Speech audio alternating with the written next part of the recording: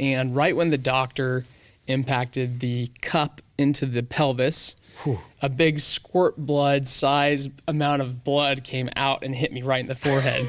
Literally first day. Welcome to the OR, and man. I'm like standing there, my hands are up, I'm moving around, and this battle axe of a nurse grabs me by the wrist, walks me out in the hallway, pours alcohol all over a surgical towel, wipes my forehead off, turns me around, slaps me on the butt, literally. So get back in there, kiddo. And goes, get back in there. And I was like, this job is awesome. Oh, is that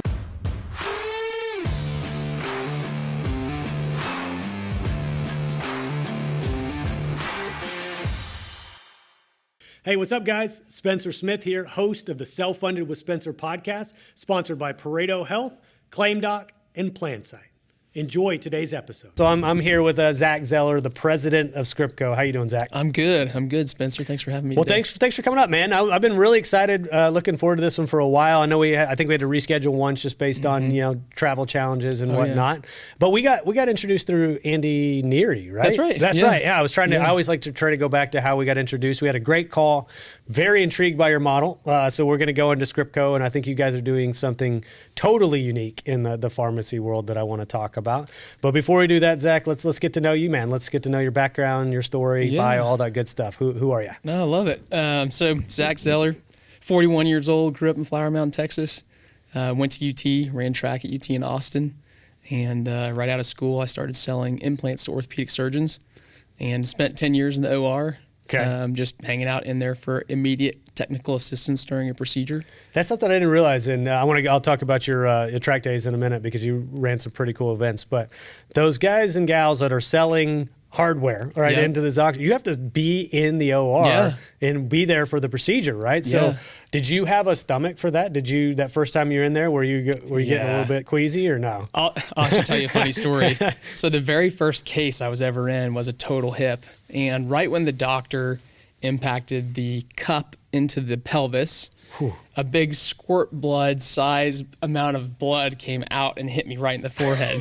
Literally first day. Welcome to the OR, and man. I'm like standing there, my hands are up, I'm moving around, and this battle axe of a nurse grabs me by the wrist, walks me out in the hallway, pours alcohol all over a surgical towel, wipes my forehead off, turns me around, slaps me on the butt, literally. So get back in there, kiddo. And goes, get back in there. And I was like, this job is awesome. Oh, that's funny. They could have gone one of two ways, right? It was either awesome or you find yourself puking in the corner or something like that. So, but I mean, obviously that's an extreme circumstance, but it's probably good to get something like that out of the way because it's going to happen inevitably, right? Yeah, exactly. Yeah. So before we move on though, because I do want to talk about your track days, I think you ran some pretty cool events, and apparently, hearing from you, you're a very high level track athlete. Yeah. So what'd you run, and tell me about some of your successes there. Yeah, I ran the half mile, the mile, and the steeplechase. Set a school record at UT, was a 2-time Big 12 champion, All-American, put in a lot of work and had a lot of fun for the first 3-ish years, and then got a little burned out, but made it all the way through 5. What was your school record? I got to ask. So on the distance medley relay. Okay. So I ran the last, which is the anchor of the mile. So the distance medley relay is a mile per person? So no, it's a 400, an 800, a 1200, and a mile. Oh, okay. Yeah. So what'd you get in that mile? Yeah. Would you ran 4 flat? That was your 4 flat. Yeah, we were talking about that. I mean, that has always been sort of the perceived limit, right? Yeah. And was it Prefontaine was the first guy to break? No, or it was was actually somebody? a guy named Jim. Oh my gosh, I'm totally blanking on his last name. I didn't prepare you for this question. No, it doesn't matter. I should know it off the top of my head. Jim Bannister. Yeah. I think that's right. I think I've heard this before. Out of Kansas. But now that 4 minute is broken, there's something about when a record is broken, right? Where like almost humanity goes, oh, okay, now we don't perceive that to be the limit. And there was a lot of people that ended up breaking after that. Oh, they said it was literally humanly impossible. Impossible. Yeah. Can't be done. Can't be done. Yeah, Bannister did it.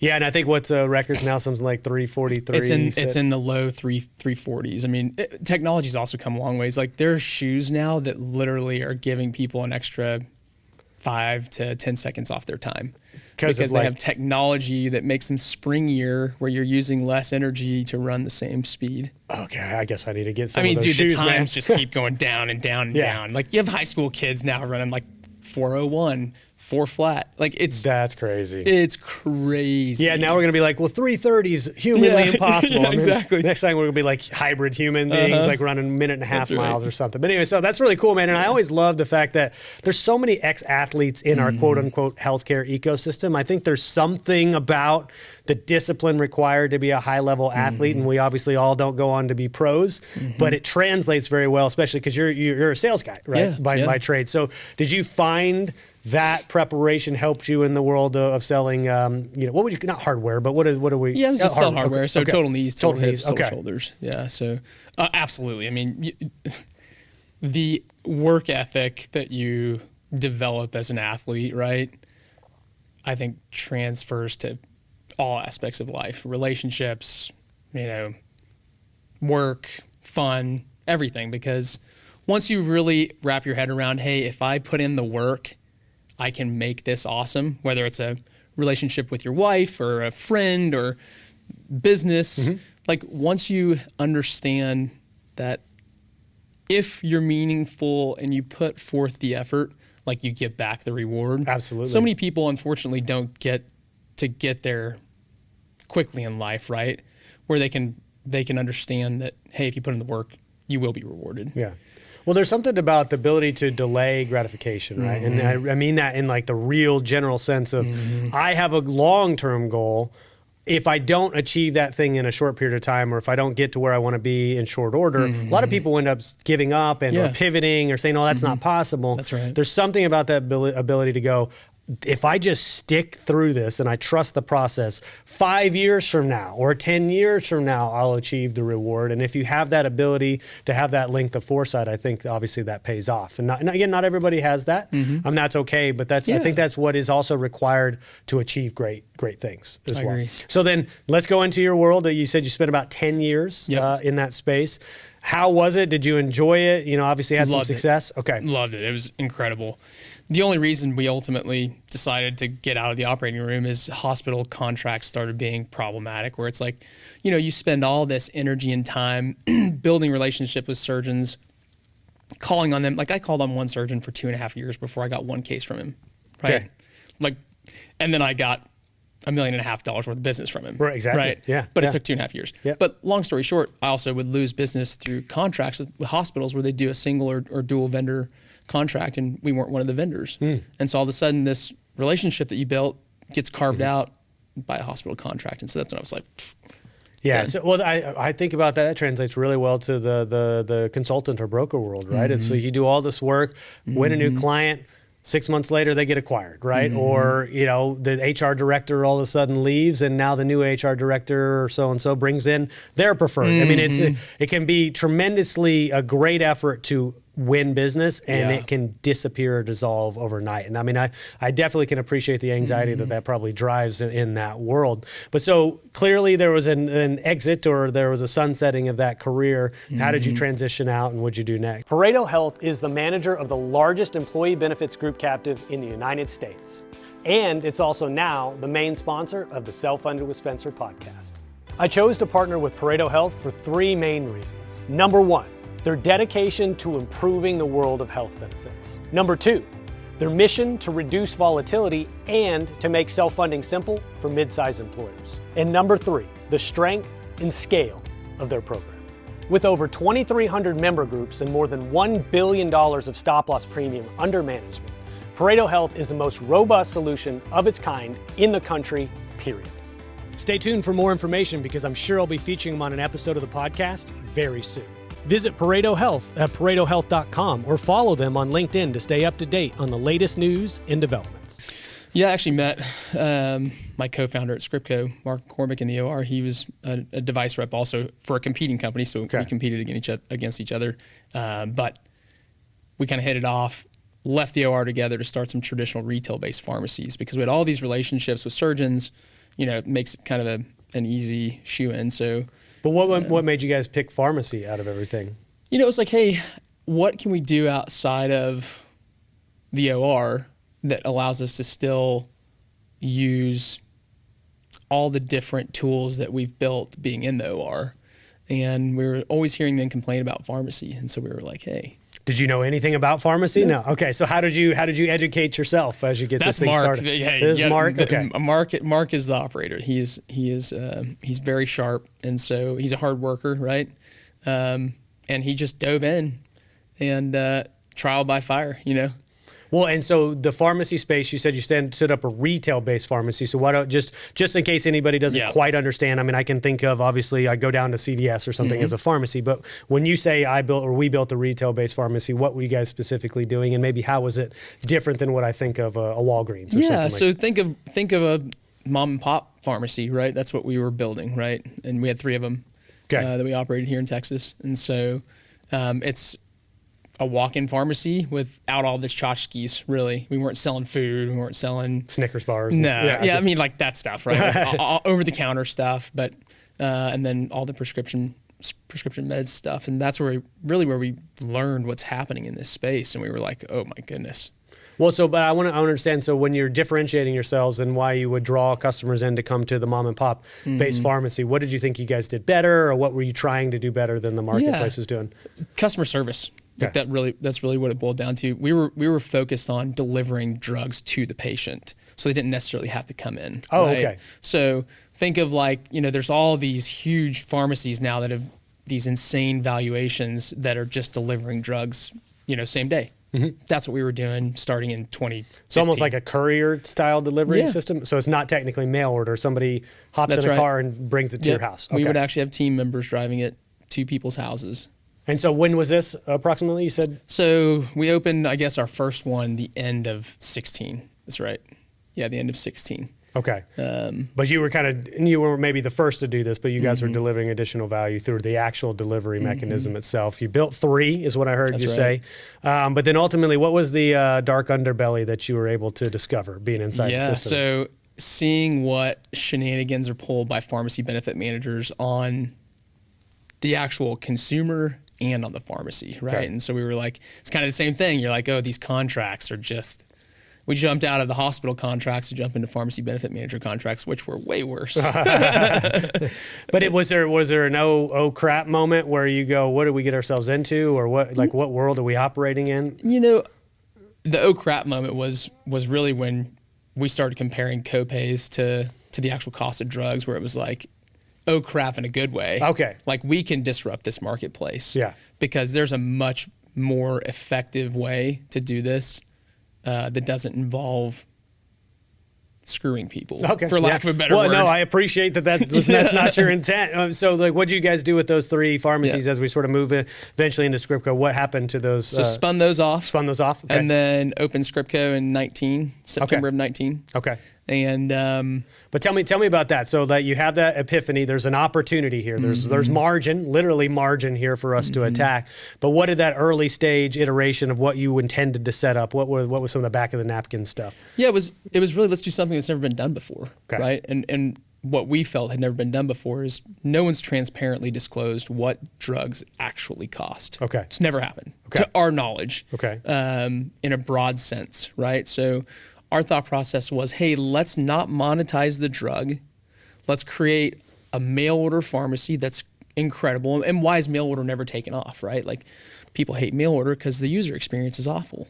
And so we were like, hey, if we can do 2 things really well, which is offer incredible transparency and access and an incredible user experience, the sky's the limit. Okay. Right? And so that was the impetus of moving out of the insurance space, was let's do something that really helps people, number one, but here's the 2 things we have to focus on in order to be successful. Well, so I'm going to ask you some follow-up questions to that, but before I do that, I'll be remiss. Let's say, what is ScriptCo, like in your own words? Actually do that quick elevator pitch so people have a baseline for us to go on after that. It's super simple. So we hold no insurance contracts, nothing at all. And our business model focuses on monetizing the service and not the medication. So consumers can come to us for $140 a year. They can become a member at ScriptCo. They can quote their medications before becoming a member, so they can see, hey, is there savings here? Yeah. Is this really good or not good for me, right, financially? And then on the business to business side, we charge $3 per member per month or $10 per utilizing member per month. Okay. Just kind of whatever you want to do from a business perspective. If you want to enroll your whole population, it's $3 per person per month. If you want to pick and choose, it's $10.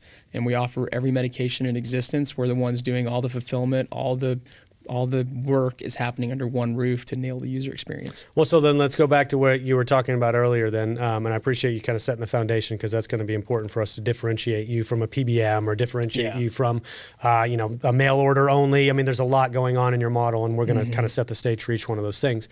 But you said nobody had ever really done the truly transparent model of what actual cost is. So tell me why. Why is that the case? It's golden handcuffs. I mean, when you think about it, we were doing really well in the pharmacy space, and leaving it's a little scary, right? In the traditional sense, the insurance space. And I think once you understand that world, why would you disrupt that cash flow, right? And so for us, it was an easy transition because we'd done it, right? But ultimately, I think once people are in it, they don't leave it. Okay. But then to get to what is a truly transparent cost of medication, I realize there's so many hands in the quote unquote cookie jar that might be affecting what that cost actually is. So how do you identify truly what is the cost for the meds? Yeah, so we identify it as what we bought it for. Okay. Right. So ScriptCo, if we buy a drug for a penny a pill, we sell it for a penny a pill. And is that directly from the manufacturer itself, or? So we work with one manufacturer and 30 wholesalers. Okay. So, and the back to the tech that Mark's been so good at building, every time we inventory a drug, it updates the quote tool in real time. So every time lisinopril comes in, if it's 0.8 cents versus 0.7 cents, like when it's inventoried into our pharmacy system, it immediately updates the quote tool. Okay. Right. And so we're reflecting prices in real time, and even same thing with partners that are utilizing our data. Right. There's an EMR company that we're pushing data to. There's a couple of different platforms we're pushing data to where they're getting all the drug pricing in real time. So they can look at someone and be like, instead of having to dig like, hey, how much does this drug cost? The price is reflected literally next to the drug in their system. No kidding. The ScriptCo price. Okay. All right. So let's talk about this. One thing I think is important to really differentiate, because I've covered the PBM space a number of times on here, and I know there's also things like specialty carve-outs as well. But like delineate what you do versus a traditional PBM, so people that are maybe have less exposure to this can understand the difference between those two things. Yeah, I mean, we're really focused on just the fulfillment side of the house, right? And so you can belt and suspenders ScriptCo on top of your PBM and not change anything. Okay. Right? Or if you have enough pull with your PBM, you can say, hey, PBM, we want to carve out all generic maintenance meds. Okay, so it is generic. So I want to make sure that it is truly focused solely on the generic space. We do brand only also. Oh, okay. But there's the majority of the pork today is in the generic space. Really? I mean, we're cutting on average like a self-funded plan's total spend by 25 to 30% on generics alone. Okay. Like their total spend is dropping by 25 to 30% just by utilizing ScriptCo. And generics make up what percentage of the market? Last year it was 92%. Okay, so you're cutting 92% of the drugs by 25 to 30%. Well, it's the total spend. Okay, the total spend. So we're literally cutting 25 to 30% of the total spend. Wow. Okay. Just by removing all of the fat from the generic So side why? of the So why house. do you think? Because we're talking really, generally speaking, low-cost medications that have been out for a long time. They're clearly established for what they do, but they're very cheap, quote unquote, to purchase as well. So how is there so much pork built into that segment of the market? It's really a function of the PBM contracts and what they're saying, hey, this is the copay you have to pay to access this drug, right? Okay. And then additionally, the retail pharmacy wants to make a margin on the drug, right? So they're making a margin on the drug there. And then they're also paying an adjudication fee on top of that, right? Like in a self-funded plan example. But you look at a drug like lisinopril, the national average is just shy of $15 for a 30-day supply. And that drug's literally a penny a pill. Okay, so it's 30 cents a month, if you will. Yeah. Versus $15, Versus right? $15, right. Metformin is another drug, like half a penny to a penny and a half, depending on the strength. Well, but then you look at it and go, well, it's $15 a month, right? Like, I think it's because these are relatively at low absolute dollars that it probably doesn't get as much attention, but that stuff scales. Like you said, if that's a 90 something plus percent. 92%. 92%. I mean, generic, that would definitely scale over time on an employer base. So why though? Why do we target generics? Why did you, just because you saw so much pork? Or I mean, that's really where the most cost savings can be attained, because when you think about it, brand only has one access point. Okay. Right? The price is controlled. Right? PBMs are really making a lot of their margin on generics.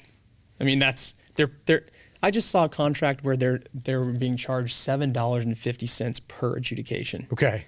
Like, on top of everything else, every single claim that went through there was $7.50. They were paying $7.50 to the PBM for paperwork.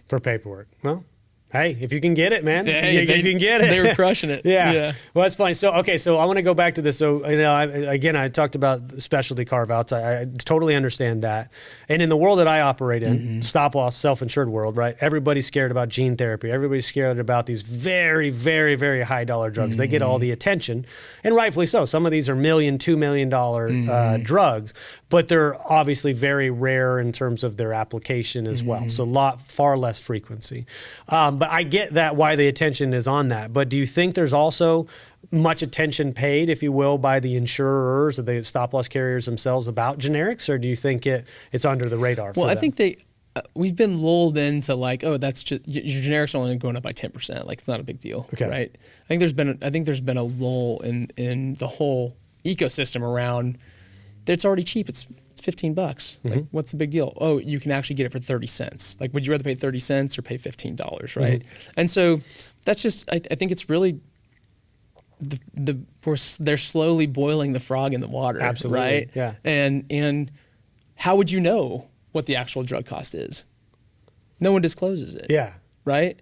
And so as people are seeing this, they actually get pissed. Like, yeah, I had one CEO who had a lot of profane words to say. After we repriced his drugs, he was really upset, and we ended up saving that guy $417 per life per year after paying for all expenses. Yeah. Right. I mean, that was a big one. Yeah. But it wasn't. They were a smaller group. They were only 400 lives. That's still a lot of money, and I can see where you'd be pissed because there's really no real argument for the other side, right? And I was telling you over coffee, there's certain things that you become aware of, and you'll tell me if this. I believe you obviously believe this as it rises to this level, but there's certain things you become aware of that once you are aware of them, you feel sort of obligated to talk about them. And now that you know that, it's like, how can I do the other thing anymore if I know this? And for me, that was self-funding 10, 11 years ago. I told you just kind of the epiphany I had going to some Pareto events recently. I think it's also rises to that level where I have an obligation to talk about it. And I think you would probably say the same thing. And when you get these people who become aware of what you're doing and get so upset, it's because now it's like I have discovered that how much I've maybe been screwed before, but now I have an obligation to do this. I have to do this, right? So then how do you parse that where you obviously have your operations, but you also have sort of this ethical component of what you do? I mean, do you feel like shouting from the rooftops about ScriptCo? Yeah, I do. I mean, it makes me wake up every morning fist pumping, ready to get to work, you know, just because it's what's cooler than getting to help people. Yeah, absolutely, man. And you're talking about something really different. So why do you think this has not really been done or tried before? I think number one, back to the golden handcuffs, like once you're in the ecosystem. But number two, there's nothing off the shelf that allows you to coordinate the efforts of a website and a pharmacy software and a shipping software. It's a big lift, right? I mean, like we've been building literally for 3.5 years software, right? Oh, I know that. I know the software world, man. It takes a while. We have an incredible DevOps team. You know, Mark's done an incredible job leading the DevOps team, my co-founder. And it's a big lift. I think people think about doing these things, but just back to the duration, the thing we talked about early in this, right? Like if you don't have the endurance to really go after it for a long time, people just don't do it, right? Like Mark Cuban launched his Mark Cuban Cost Plus Drugs, and what did he do? He really opened a website. Like that's it. Yeah.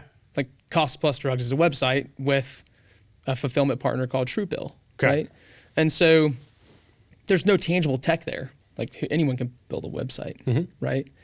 And I think they probably looked at doing a pharmacy and then they realized there's a big heavy lift here. Not only getting licensed in all 50 states, but also having the technology to be able to meaningfully move the ball in whatever funnel you're going to chase or whatever market you're going to chase. Yeah.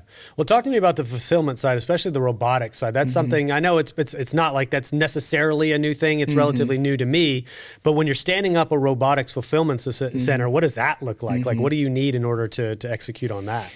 Yeah. So we use Prada Max 2 systems. So it's really easy. It's like a huge locker, basically, that has drugs on one side and then a robotic arm that runs around in there, grabs a vial, fills it, caps it, puts a label on it, and drops it out in a bin that has, letters on it specific to last name. Okay. So it can fill a drug basically every 30 seconds, 45 seconds, beginning to end. 24 hours a day? Or you can run it. You can run it around the clock. We don't. We don't. Okay. We just don't have that volume that's required to run around the clock because there's also hand-filled drugs. Like there's only 120 drugs that we robotically fulfill. Those are kind of our top 120 movers. But there's also, again, technology that's built between the system and the robot, right? To tell the robot what to do, right? And so there's a little bit of a lift there. But just operating the facility as a whole is the more challenging part, right? State licensing alone, holy cow. I can't tell you how many hours were spent by Mark on licensing. We sent in a California license that was literally this thick. And so licensed in all 50 states just along that end? Or we're short Montana and Tennessee. So Montana, there's a little bit of a toll that you have to pay to get in there. Okay. And so we don't want to pay that yet.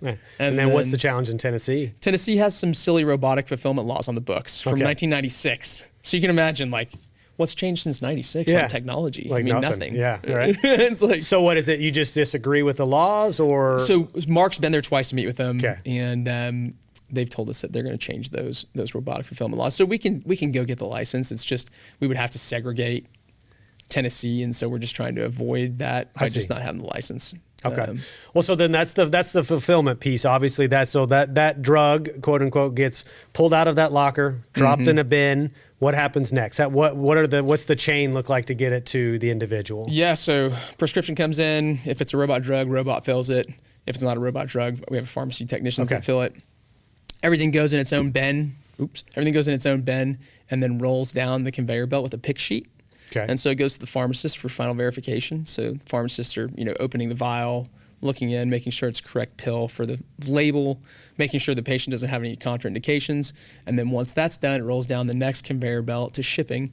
And as soon as they scan the pick sheet, because there's a pick sheet in every bin of medications for each individual person, as soon as that pick sheet scan, a tracking number goes straight to that inbox. Okay. So super efficient. We have people that literally sign up at 8 o'clock in the morning and have a tracking number at 10 a.m. Okay. Yeah, I was going to ask you that. So, like, you guys get pinged. What's the average time? Now, obviously, distance would impact when it actually is received, but give me kind of an average turnaround time from being pinged to that ends up at the doorstep of the individual. So, on average, nationwide, we're 3 days from the time they paid for their drugs until the time the drug is on their doorstep. Okay.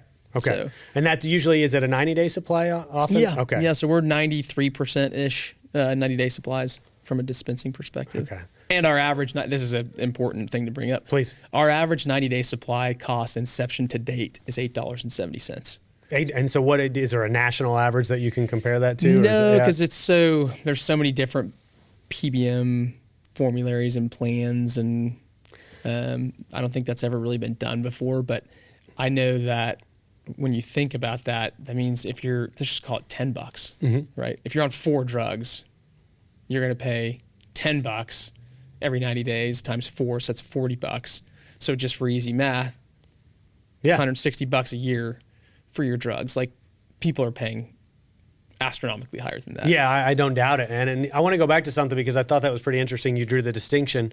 There are hand fills of drugs. What makes it a hand fill versus a robotic fill? So our top 120 drugs that move out of the pharmacy on a monthly basis come out of the robot, just because they're the biggest movers, the highest volume drugs, right? And so we let the robots do the work, and let the techs hand fill all the lower volume stuff. Normally, a pharmacy, you hand fill everything. You pour it out on a counting tray, you count out whatever the supply is, and then you drop it into a vial. Okay. And so we're just trying to be as efficient as we can to make sure that we can maintain a margin on the low cost that we're offering our service for. Yeah, absolutely. Because the only way we make margin is if we have a good user experience and people want to be a member, right? Because we don't make money on the drug. Yeah, and I was going to go into that, and that's an awesome segue, man. Is like, I think the member experience is really important. So we talked to kind of the technical execution side for you guys in order to fulfill, but I would like to hear about what that member experience looks like, because again, without a solid member experience, this doesn't work. So if I'm a member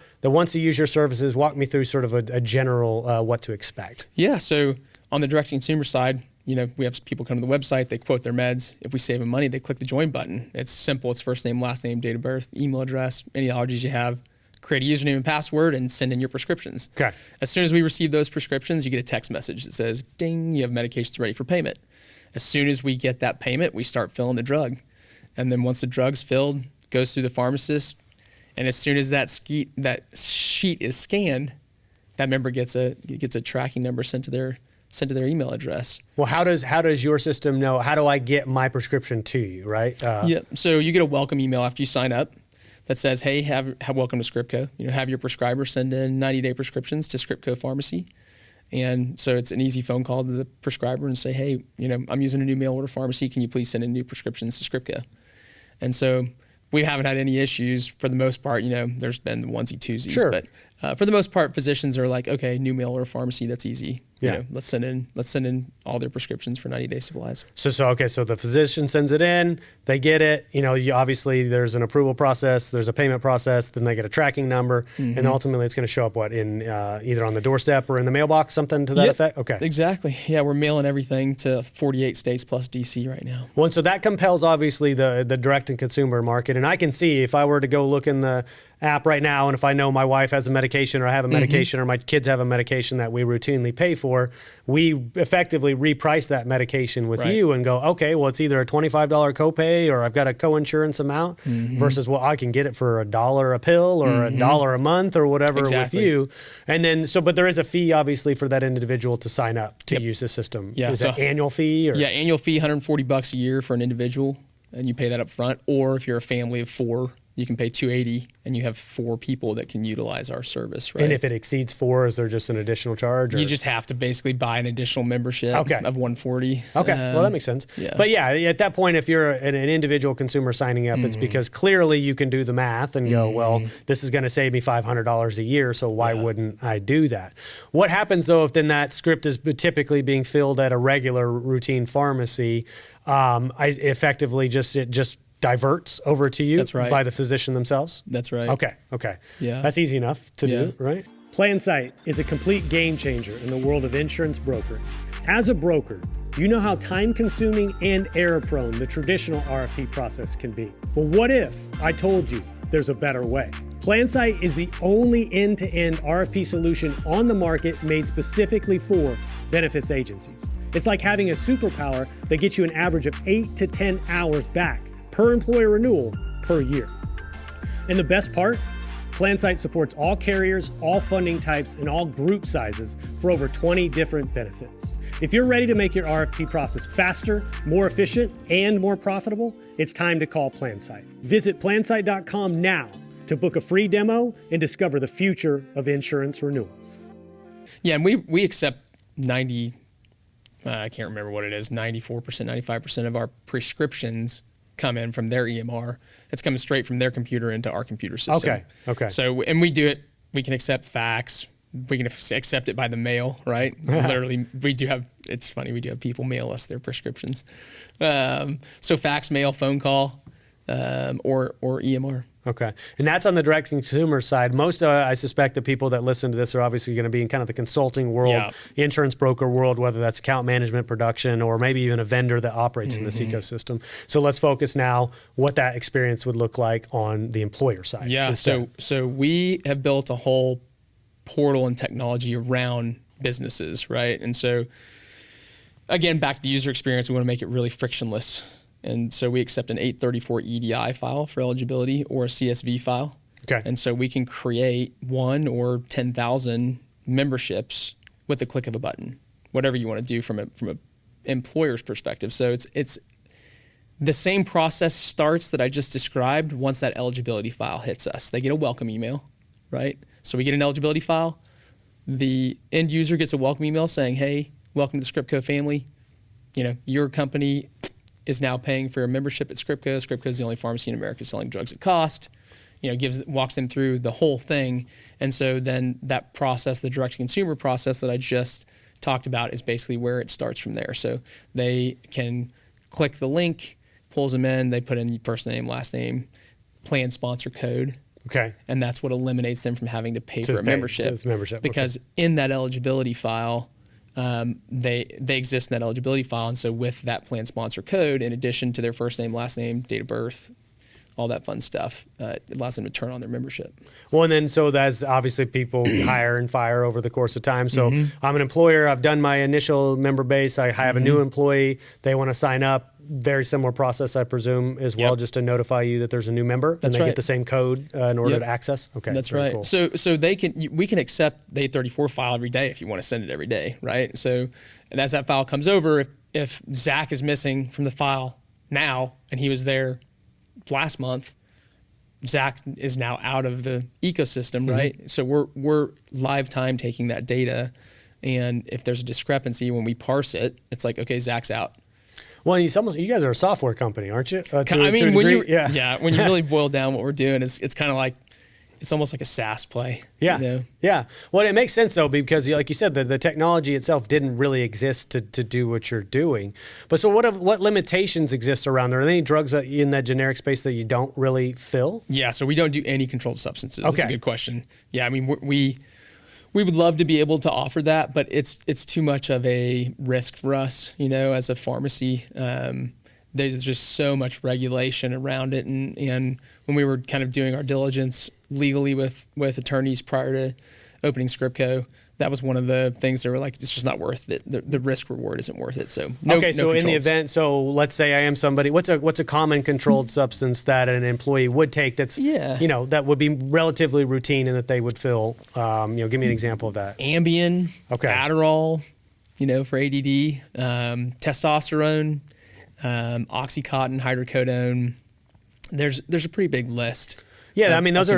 I mean, a lot of those are relatively routine, right? An Adderall or something's been around forever, and obviously that's a routine prescription. So, in the event, obviously that's not something that ScriptCo does. I'm a member that needs Adderall for my child. How do I go about getting that? What's the procurement process? You're still going to have to use the traditional retail-based pharmacy or wherever you were getting it prior to ScriptCo. Okay, and so you mentioned the belt and suspenders approach before. Could you describe to me what you mean by that? Yeah. So right now in the world of benefits, there's always a pharmacy benefit manager involved, right? And so until an employer is ready to make a little bit of a change, if they want to change that, they can. But if they don't, we can just be almost like a voluntary benefit or a belt and suspenders approach where there's no changes made to the plan at all, right? You're just bringing in ScriptCo as an adjunct benefit or a voluntary benefit to your team that ultimately will get claim data out of your ecosystem because now drugs that were being filled through the PBM completely come out of your insurance, right? So there's no claim from that drug going through insurance because we don't accept any insurance contracts. Right. Number one. Number two, we're going to save, most likely, there's about an 80% chance, just from a copay perspective, we're going to save your employees money. And so from a belt and suspenders approach, it's leave everything alone and just give access to ScriptCo. Okay. And let the employee pay the actual cost of the drug. Well, that's really, I want to really hammer that distinction, right? It's coming out of the insurance portion of your plan. We talked about this over coffee. I think it bears repeating. This is a similar concept to a DPC, right? Where it's a capitated model, where it's a fee-based model. You're pulling those claims out of the insurance world. And I told you about, I'll shout out to Josh Butler. I saw Josh Butler's post recently about lab work, and he was identifying some CPT codes for blood work. He was showing what it would cost to run through an average PPO in his area. Then it was like what was actually billed, what was actually paid, and then ultimately what they were able to procure that lab work for on a cash basis. And it was, hundreds of dollars down to $100 down to $7 or $8, depending on the type of lab work, because he pulled it out of the insurance system. So there's something that really needs to be stressed, of those higher frequency, lower severity, routine interfacing with the healthcare system that really shouldn't be in the insurance model, because that's what's driving up a lot of the costs. And so what you're offering, and this is my long-winded way to come back around to you, is that what you're offering is an opportunity to take those small routine claims out of insurance. And I love it. I just want to make sure that we point that out. But that was by design, right? We don't want to do anything with the insurance world at all. That's right. Because they handcuff you. Ultimately, as a pharmacy, those contracts those pharmacy benefit manager contracts that you have to hold as a traditional retail-based pharmacy handcuff you. You can't offer a cash pay price lower than your contracted rate. Right. So you literally are pigeonholed into doing what the PBM wants you to do, basically. Well, and so this begs the question that I'm sure is in some people's minds already. Like, clearly there's going to be some challenges. Clearly there's going to be some folks that don't really love this model. So talk to me about either some of the common objections or common hurdles that you're having to try to fight to overcome right now. Yeah, I think the biggest one is the employers that we've talked to want to force the employee, not force them, they want to drive utilization to ScriptCo, right? Sure. And so the biggest objection is, like, how do I get my PBM to work with you, right? Okay. Well, there's not very many PBMs that want to work with us because we take money out of their pocket, right? Yeah. So that's really our biggest challenge is finding a way when the plan sponsor, let's just call them that, when the plan sponsor wants to drive maximum utilization to ScriptCo, because they see, hey, and this is, I don't know if I said this or not, but like our average savings for a plan sponsor is $250 per year after paying for all expenses, membership and medications. So $250 per year per member, or per employee? Per employee. Okay. Well, Yeah. I mean, that's significant, man. Especially, well, let's do the math. 1,000 employees, that's $250,000 a year in savings just from the generic medication alone, right? Well, and remember this, that's including them if they wanted to pay for 100% of the cost of the drug. Oh, okay. Right? So now they're saving $250 per employee, but also the employee now has a $0 copay for all generics. Right? So it's a better benefit. Well, yeah, and this is the thing that people often miss, when we come up with this idea of consumer-based healthcare, or consumer-driven healthcare, where you're putting more of the financial onus on the individual with the idea they'll be better consumers, but it actually ended up preventing them from getting care in the first place, right? So if I can fulfill a penny a pill at a maintenance drug that somebody needs that prevents them from escalating in severity for their disease state, boom, I've prevented a really catastrophic issue from happening because I made the access easy or affordable or $0, right? Yeah, exactly. I think that gets missed so often, unfortunately. And so, you guys are $250 net effectively. That's incredible. So then before I refinance my house and cash out my 401k and beg you to take some of my money to invest in your company, what am I missing though, man? And because I realize obviously early days when you got something as disruptive as this, it's not like everybody's just going to see the light and all of a sudden tomorrow you've got 100 million lives running through this thing. Yeah. So what sort of real world challenges do you have in front of you that are going to prevent you from scaling? Yeah, I mean, it's really exposure, right? And getting in front of people and having them take the time to, number one, just give us the claim data. Like you get the claim data, like we can tell you how awesome we are, which we are awesome. Yeah. Right? We can tell you that all day long, but like let us show you, right? So that's, I think, the biggest hurdle. And we've had employers that want to get their claim data and like, not coming.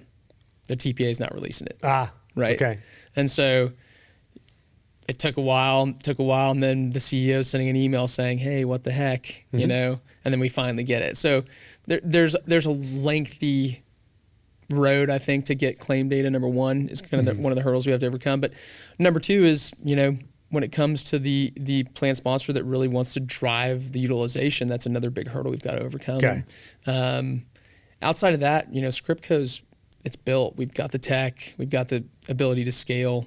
It's just a matter of really getting out there and getting the claim data to reprice and figuring out how to navigate the PBM side of the business. Yeah, absolutely, man. And that's just, I guess you mentioned you were kind of a software company, or maybe I said that word and you agreed, but building the software takes a while, right? So there's a certain amount of time that you kind of have to fly under the radar as it's being built, because you can see down the road and you realize in order to manage the scale that you want to achieve, you've got to have the infrastructure both technically and physically in order to do that. So is there also a potential upgrade in the physical infrastructure that will be required for that scaling event? Yeah. Okay. Yeah. So we'll move to a new location once we hit around 150 to 200,000 members that are actually using our services. But we've already got that kind of scoped out and kind of know what the next play is. And, it's a pretty sizable facility, but it's a lot less expensive than you think it would be to actually do it. Yeah. Where we can literally turn out, 50 to 100,000 prescriptions a day. Well, those robots don't need their own healthcare, right? That's right. They don't need breaks. That's they don't need food. I guess electricity, obviously, but that's kind of the way to, I guess, operationally make it efficient is by using the robotics. This is cool model, Zach. I mean, I'm kind of excited about what you're doing, but let's talk about the brass tacks. If you wanted to, before we kind of go to the big picture of healthcare, if you wanted to just sort of compel somebody to take a look at that, let's just talk about the brass tacks of what they need to do to get started with you and what they would expect tomorrow. Yeah. So it's literally, let's have the first conversation around what you're currently doing. Are you fully funded? Are you self-funded? Are you a plan sponsor? If so, here's how we work, right? It's very simple. It's $3 PMPM or $10 per utilizing member. Give us the claim data, and then we can give you a very black and white scenario of what it looks like once that data is repriced. I mean, it's just that simple. And are you seeing, was that 25 to 30% savings? Is that going to show up evidently in the initial repricing, or is that sort of after a year or two working with you guys? No, that's literally year one. Year one. Okay. Yeah. Okay. Yeah. So all right. So then if I'm compelled by that, right, and I'm saying I want to go, limitations being fully funded or self-funded, right? Is it more restrictive in a fully funded plan, right? They can't really carve that out. So it's not.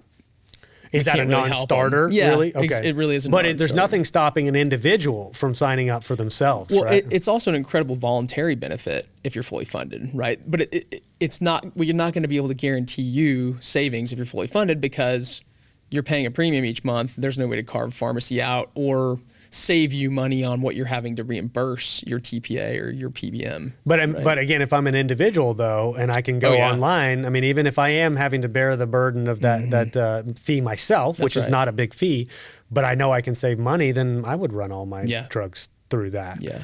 But then what about, from the self-funded world, if I am introduced to this mid-year, can I get my employee base signed up mid-year, or do I have to do this on renewal? No, we literally can do this any day of the week and twice on Sunday if you want to. Well, yeah, we'll do it twice on Sunday. But what is the turnaround time? So you get that feed, you prove the savings, you get a contract in place, of course, obviously with that employer. When do what's the trigger to get started? My employees sign up. How quickly can that happen? So from the time we sign a contract till we onboard, we can do the contract and onboarding same day. Okay. So as long as you have a CSV file or an 834 EDI file to create the eligibility for your team or your plan, right? The contract's simple. It's literally like 3 pages long. Okay. It's 60-day out. We don't want to tie anybody up. Well, and in the interest of being transparent about the pricing, right? You want to be as transparent as possible with the contract because a lot of times we point this out. I've seen it at a couple of our members' meetings where we'll point out language in pharmacy contracts that you want this, you don't want it to say this. If you discover in your contract that it has an or it has discretion for the PBM and things like that, you want to eliminate that language. Right. So it's intentionally, obviously there's a high volume of legalese, but also it's very convoluted in that contract review. And so I think it probably just begs the model that you've already built might as well be transparent in the way you contract. That's right. As well. It's so simple. Yeah, so simple. How many 3-page contracts do you see for pharmacy benefits? Zero. Well, so then that's cool. So then you can get started right away. You start fulfilling right away. How are you seeing this communicated effectively? So obviously, if it's not at open enrollment, there's going to have to be some additional communications to go out. I'm sure you're supporting the employers in doing that. But what does that look like? ClaimDoc is a medical claim auditing and member advocacy company. We provide fiduciary services to employer-sponsored benefit plans and allowing them to create an environment where we ensure that the benefit plans are being charged in a fair and reasonable basis. My business is basically people, and it become a real simple transition. We thought it was going to be far more complex. I've saved, we'll say, hundreds of thousands of dollars. I could not say enough about ClaimDoc. Yeah, so we actually have an email flow that happens. So once that eligibility table comes over, we push 3 different emails to each individual person. One week, one the next week, one the following week. So we hit them 3 times. Okay. Just saying, hey, we're over here. We're here to help, just try and notify them. And then HR is also, sending out emails saying, hey, there's a new benefit that's been added to your package. It's the only pharmacy in America selling drugs at cost. They're saving people a ton of money. Go check it out. Go check it out. And Yeah. And so are you seeing sort of the soft endorsement, not necessarily the mandate of utilization? That's right. Yeah. That's right. And what do you have? It may be relatively early to tell, but do you have sort of like an average participation or utilization rate? So we just launched a month ago the actual platform, right? And so the users that are on it so far, we're less than 5% utilization. Sure, it's going to take a little time for awareness and critical mass. Yeah, right? I think we're going to see probably 20-ish% utilization. Okay. Time will tell. I know there's some telehealth platforms that are getting 0.5%, 1% utilization. So well, and this I can at least understand, right? I operate in this world. I talk to a lot of solution providers and point solution vendors, whatever you want to call that term. There's so much out there, man. And then you got to remember the member experience, right? And if I'm getting inundated with 12 different point solutions on a given year and 3 of them turn over, I just forget. My wife asked me the other day when we signed up for our new healthcare here at Pareto, I was like, do we have telehealth? And I'm like, I'm not sure. I can't remember. You just forget. And you live in this world. Yeah, I live in this world. I mean, I live in this world, but I'm a terrible consumer of healthcare. I'll tell you that. Me too. Me too. It's so silly. It doesn't make sense. But you just forget. And I guess what I'm sensitive to is that it's difficult to keep track of these things. And that's where a MedZoom or a HealthJoy or something like that is going to help sort of pull all these and wrangle all these things into one app for that member just to remind them to refresh them. And so the continual communication, I think, is going to be key. But it's just one of those things that once a few people see it, once a few people use it, and then they go tell their friends, that usually ignites a fire within the employee base. Yeah. So let's talk big picture now, Zach. And I appreciate anything else that we missed, you think, on the ScriptCo model before we move on. Okay. No, I think you have a unique position, and I ask this of everybody, but I think you have a unique perspective that you could probably share on where you think healthcare at large is going. So not just pharmacy, but healthcare at large in the United States. What do you suspect the next 5 or 10 years might look like to you? Yeah, I ultimately think that it's going to break. There's just the incumbents are in too much of a stronghold position, and I think it's going to break. Whether it breaks to, allowing for a better user experience or a worse user experience is up for debate. But I think ultimately it breaks, and we have 2 different systems. You have a private system, and you have a government-based system. Just their lobby's too strong, and unfortunately, in our country, if your lobby's strong, you retain your position. Okay, so you never anticipate us going to a pure single payer system, right? Yeah, I don't think that'll ever happen because unless they could somehow legislate that you're not allowed to be in private practice, right? Yeah, which I don't ever suspect that's happening. So, okay, so that line has been drawn in your future Zach's perspective world. Yeah. So I've got private system, I've got a public system. Bifurcate those 2 things. What does each one of those experiences look like, and who's in which bucket? Yeah, I think it's it's going to be like going to the DPS when you go to the hospital, or our mail system. You know, it's just government and things move slower and they're less efficient, and there's just kind of the way it is. And then on the private sector, I think it'll still be an incredible user experience, right? And that's we want to be sitting here waiting for that private sector user experience. So you get the Cadillac experience in the private world, but then ultimately, if we're having to fund the public-based system, then obviously there's going to have to be a tax base in order to support that. So let's say you and I end up in the private system. Let's just say that.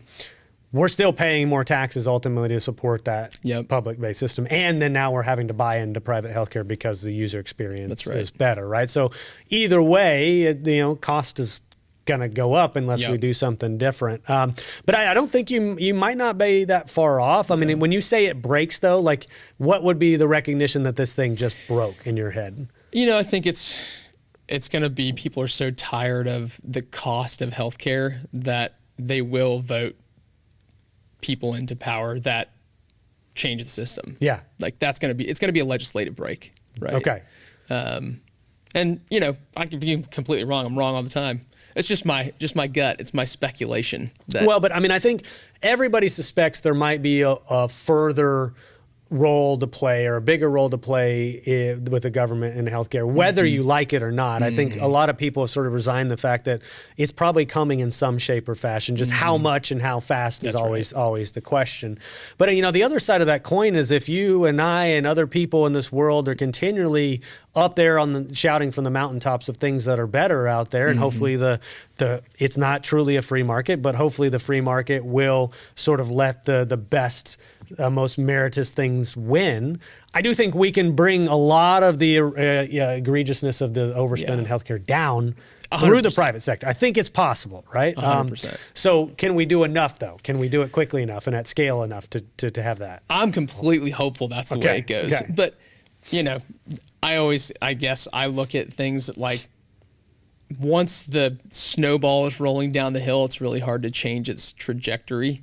And 100% it can be done. It just is going to require some extraordinary measures in the private marketplace, I think, that solve the healthcare problems. Yeah. Then there's going to be behavioral change that's required too. I mean, people are going to have to be better consumers, but they're going to have to be armed with better information. That's right. That compels that, and probably incentivized to make better choices as well. I mean, I think I can envision in my mind the perfect plan being set up, but nobody has an actual perfect plan, and there's all sorts of, in the real world, that perfect plan doesn't exist.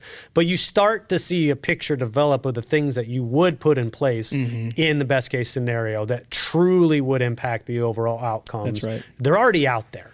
It just you have to have the will. You have to have the stomach, and you have to have the ability to wrangle those vendors as well. That's right. So closing thoughts, Zach, let's land the plane here. Again, I appreciate you coming up from, was it Waco, or were you? I came from Waco, live in Wimberley. Live in but came Wimberley. up from Okay, I Waco. don't think we talked about that, but I appreciate you making the trek, and I know you got a lunch to get to.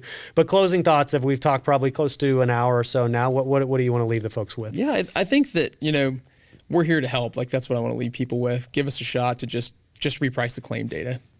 At the end of the day, we know we can nail the user experience. We have 4.9 stars out of 5 stars on Google, which you can't delete a bad Google review. Okay. Right. So we've nailed the user experience.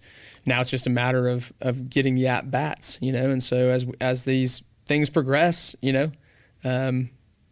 we're going to be a force to be reckoned with. Well, and if I am interested, obviously ScriptCo was a script plus CO. That's correct. And of course, find you on LinkedIn. I'll tag you and all those good things. But if I am interested and compelled, should I come to you? Are you going to be my point of contact? Yeah, I'm the sales team right now, right here. All right. Sitting the on sales your team couch. is Zach. We'll make this guy really busy. If you guys are listening, and obviously this stimulated some interest, let's go get Zach some inbound activity if we can. But Zach, I appreciate you coming, man. Really appreciate you telling your story, and I'm very, very hopeful that you have the success that you envision you will. I appreciate it, Spencer. Thanks for having me on today. My pleasure, man. Take care. All right, you too.